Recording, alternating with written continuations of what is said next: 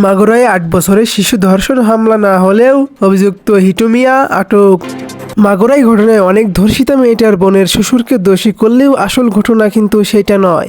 ধর্ষিতা ৮ বছরের শিশু মেয়েটির মায়ের মুখের বর্ণনা শুনলাম। তাতে তিনি স্পষ্ট বলেছেন শিশু মেয়েটি ও তার বোন দুলাভাই এক রুমে একই খাটে শুয়েছিল রাতে।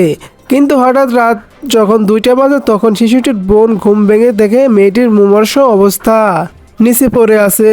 তাহলে কে করলো এটা? অবশ্যই শিশু মেয়েটির দুলাভাই। শিশুটির বোনও একই কথা বলেছেন যে তার স্বামী এটা করেছেন, কারণ ওই রুমে তখন একজন মাত্রই পুরুষ ছিল।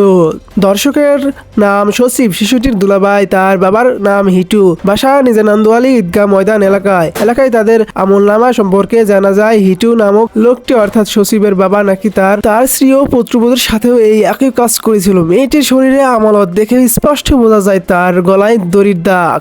এই থেকে বোঝা যায় তাকে ধর্ষণ শেষে শ্বাসরুদ্ধ করে হত্যা করেছে ধর্ষক। কিন্তু গলায় ফাঁস দেওয়ার শ্বাস প্রশ্বাস নিতে না পারায় মেয়েটি সেন্সলেস হয়ে গেলে দর্শক তাকে মৃত ভেবে ফেলে রাখে। সবই জানে রাতের বেলা যে খাইনিটা মূলত মেরে ফেলার লাইন করছে, তারা পারে নাই।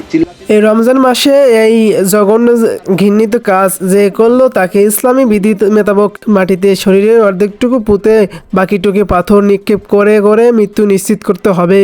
ধর্ষণের শাস্তি একটাই, মৃত্যুদণ্ড।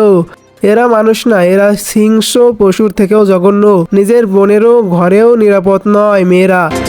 মেয়েটিকে মাগুরা মেডিকেল কলেজ থেকে উন্নত চিকিৎসার জন্য ফরিদপুর মেডিকেল কলেজ হাসপাতালে স্থানান্তর করা হয়। সেখানে অবস্থার অবনতি দেখে ঢাকা মেডিকেল পাঠানো হয়। মেয়েটি আইসিইউতে আছে, অবস্থা আশঙ্কাজনক।